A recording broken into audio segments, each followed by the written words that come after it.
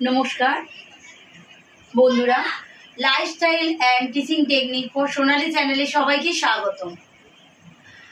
আজ আমার এক নতুন টপিক নিয়ে আলোচনা করতে চলেছি। তো আজকে যে বিষয় নিয়ে আলোচনা করতে চলেছি কিন্তু সেই সব মানুষদের জন্য খুব ইম্পর্টেন্ট। সেই সব মানুষ মানে কারা?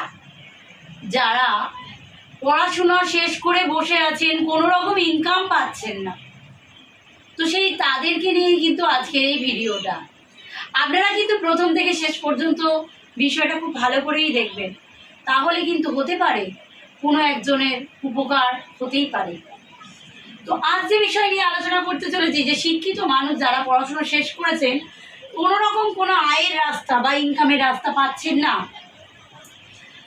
তাদেরকে বলতে চাইছি যে তারা কিন্তু ছোটোখাটো একটা কোচিং সেন্টার খুলতেই পারেন।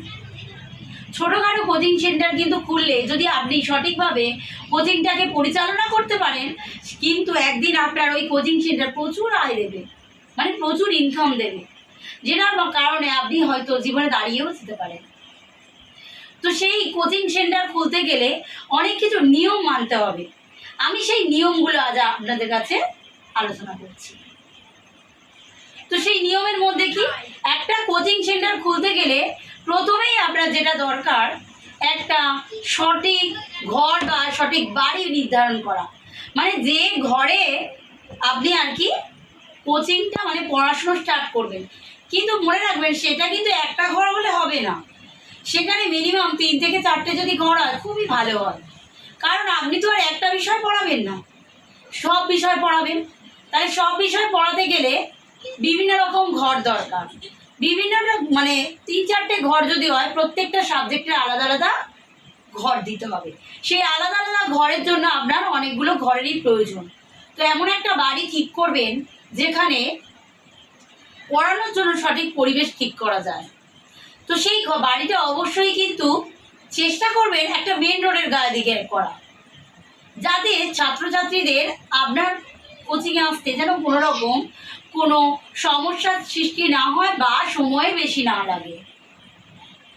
দ্বিতীয় পয়েন্ট হলো, সেই সেন্টারটার সঠিক নাম নির্ধারণ করতে হবে। সঠিক নাম নির্ধারণ করে আপনি কোচিং সেন্টারের সাইনবোর্ড একটা সেই বাড়ির সামনে বা সেই ঘরের সামনে মেরে দেবেন, এবং কিছু চেষ্টা করবেন হ্যান্ডবিল করা, যাতে লোকের হাতে হাতে সেটা বিজ্ঞাপনের মতো প্রচার হতে থাকে। তৃতীয় যে পয়েন্ট, সেটা হলো খুব ইম্পর্টেন্ট পয়েন্ট।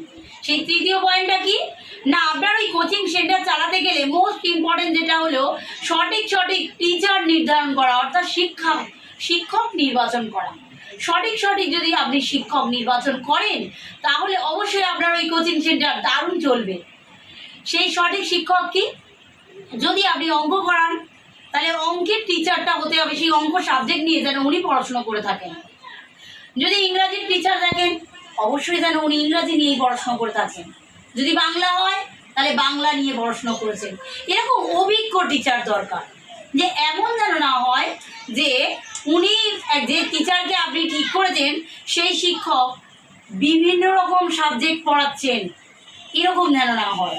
প্রত্যেকটা সাবজেক্টে যেন ওনার ডিগ্রি থাকে। আর অবশ্যই পড়ানোর মেথডটা ওনাদের দেখতে হবে, যে ওনারা যেন সঠিক পদ্ধতি অনুসরণ করে ছেলে মেয়েদের পড়াতে পারেন, বা সহজ পদ্ধতিতে বলা যায়।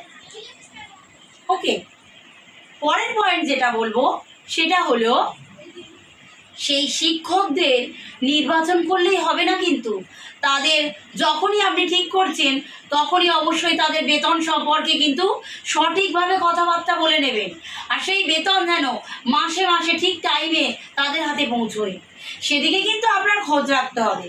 আর একটা বিষয় কি, আপনারা তো প্রথম যখন কোচিং সেন্টার চালাবেন অনেক লস হবে, কারণ একটা বাড়ি ভাড়া দেওয়া, শিক্ষকদের মাইনে দেওয়া, দেখা যাচ্ছে শিক্ষার্থী তেমন হয়নি, কিন্তু আপনার ওই পকেট থেকেই সেই শিক্ষকদের মাইনে দিতে হচ্ছে। কিছু করার নেই, আপনার প্রথম একটু লস হবে, কিন্তু আপনি যদি প্রথম 1-2 মাস বা 3 মাস এইভাবে চালিয়ে যেতে পারেন, অবশ্যই আপনার শিক্ষার্থী বাড়বে। শিক্ষার্থী যদি বাড়ে, তাহলে আপনার কিন্তু বাড়তেই থাকবে। তারপরে যে পয়েন্ট যেটা বলতে চাইছি, যে সেই কোচিংয়ে অবশ্যই যেন একটা সঠিক পরিবেশ তৈরি করা হয়। সেখানে চেষ্টা করবেন পার্সোনাল বা ব্যক্তিগত আলোচনা ছাড়া যেন একটু পড়াশুনোর বিষয়ে আলোচনা বেশি করা হয়। পড়াশোনার বিষয়টা বেশি যদি আলোচনা করা হয় তাহলে কিন্তু আপনার ওই কোচিংটা খুব ভালোভাবে চলতে পারে। সেখানে যদি আপনি পড়াশোনার বিষয়টা অল্প করে পার্সোনাল বিষয়ের দিকে প্রত্যেক ছেলেমেয়ের পার্সোনাল লাইফে ঢুকে যান তাহলে কিন্তু একদিন সেটা সমস্যার সৃষ্টি করতে পারে। তাহলে অবশ্যই কিন্তু ঠিক করবেন যে সেখানে যেন সেই পড়ার পরিবেশটা তৈরি হয়, প্রত্যেকটা ছাত্রছাত্রীর সমস্যা যেন প্রত্যেকটা শিক্ষক বুঝতে পারেন। পরের পয়েন্ট যেটা বলবো যে শিক্ষক শিক্ষার্থী সবই তো ঠিক হয়ে গেল, কিন্তু দেখবেন শিক্ষার্থীরা পড়তে আসলেই কিন্তু গার্জেন আসবে। আপনাকে ঠিক করে রাখতে হবে সেই গার্জেনের সাথে কিন্তু আপনার দূরত্ব বজায় রাখতে হবে। অর্থাৎ কি দূরত্ব বজায় বলতে কি বোঝাচ্ছে, যে সেই গার্জেনদের সাথে এমন ক্লোজলি আলোচনা করবেন না যেটা দেখা যাচ্ছে পার্সোনাল জীবনে ঢুকে পড়ছেন। সেই পার্সোনাল জীবনে যখন আপনি ঢুকে পড়ছেন তখন হয়তো কোনো প্রবলেম হচ্ছে না, কিন্তু কিছুদিন পরে সেই সমস্যা অনেক বড় আকার ধারণ করবে।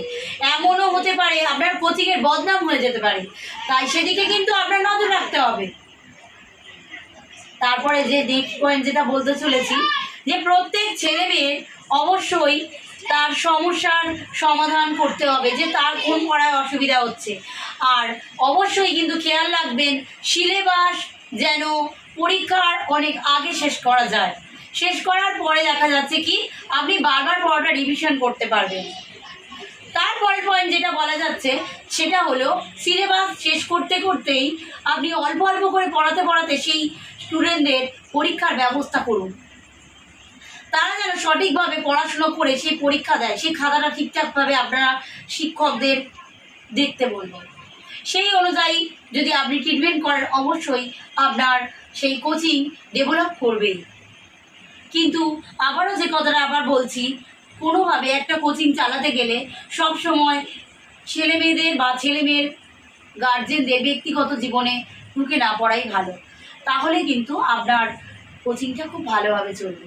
সবসময় মনে রাখবেন কোচিংয়ে কোনোভাবে যেন বদনাম না রোটায়।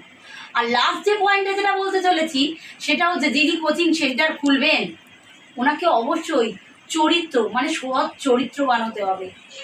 এমন যেন না হয় কোচিং সেন্টার খুলেছেন বলে দেখা যাচ্ছে ছেলে যদি হন নারীদের প্রতি আসক্ত, বা মেয়েও যদি হন দেখা যাচ্ছে কোচিং সেন্টারের পাশাপাশি অন্য কোথাও অন্য কোনোভাবে বাজেভাবে রিলেশনে জড়িয়ে আছেন। সবসময় চেষ্টা করবেন শিক্ষা বিষয় এমন একটা বিষয়, যিনি এই শিক্ষা বিষয়ের কাজটা শুরু করবেন অবশ্যই যেন তিনি সৎ চরিত্রবান হন।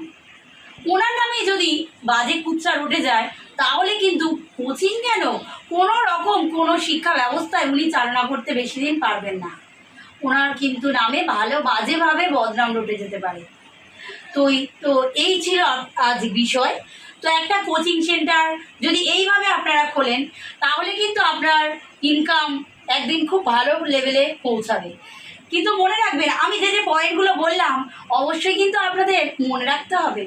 সেই বিষয়গুলো যদি আপনারা ফলো করে কোচিং সেন্টারটা খোলেন তাহলে কিন্তু আপনার কোচিং সেন্টার থেকে আয় উন্নতি একদম আরও উপরে উঠবে, কখনো নিচে নামবে না।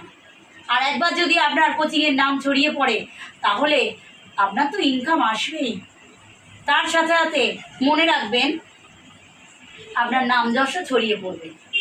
আর একটা ছোট্ট একটা পয়েন্ট বলে দিই, যে শিক্ষকগুলোকে আপনি ঠিক করবেন সেই শিক্ষকগুলো চেষ্টা করবেন ঘন ঘন না চেঞ্জ করা যায়। আপনি যদি দেখা যাচ্ছে কয়েক মাস পরে সেই শিক্ষকটা আপনার কোচিং সেন্টার থেকে ছেড়ে চলে গেল, সেটা হয়তো আপনি ভাবছেন স্টুডেন্টদের কাছে বলে দিলেন যে ওই টিচারটার এই প্রবলেম ছিল, এই করেনি ওই করেনি, ওর বাজে রিপোর্ট, খুব বাজে ব্যবহার। এটা সবাই নাও বিশ্বাস করতে পারে।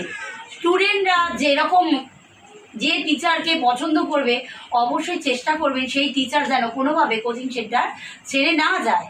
তবে বাজে টিচার হলে অবশ্যই স্টুডেন্টদের কাছ থেকে একবার মত নিয়ে নেবেন। স্টুডেন্টরা যদি বলেন যে ওই টিচার সত্যি আমাদের খুব প্রবলেম করছে তাহলে আপনার অবশ্যই সেই শিক্ষককে ছাড়িয়ে দেওয়া উচিত। তো আশা করছি আমার এই সমস্ত আলোচনা আপনাদের অনেক কাজে দেবে। তো আপনারা কিন্তু সেই অনুযায়ী চলবে। তো যে কথাটা লাস্ট যেটা বলার আছে, অবশ্যই কিন্তু আপনার এই চ্যানেলটা যদি পছন্দ হয়ে থাকে বা ভালো লেগে থাকে অবশ্যই কিন্তু লাইক করবেন, আর কমেন্ট করতে কিন্তু ভুলবেন না। কোথাও হতে পারে কোনো প্রবলেম কথা বলে ফেললাম, বা কোনো খারাপ লাগা কথা হয়ে গেল, বা ভালো লাগার কথা হলো, আপনারা কিন্তু কমেন্টের মাধ্যমে জানাবেন। তো অবশ্যই আমার চ্যানেলটা যদি আপনাদের খুব ভালো লেগে থাকে সাবস্ক্রাইব করতে কিন্তু ভুলবেন না। নমস্কার।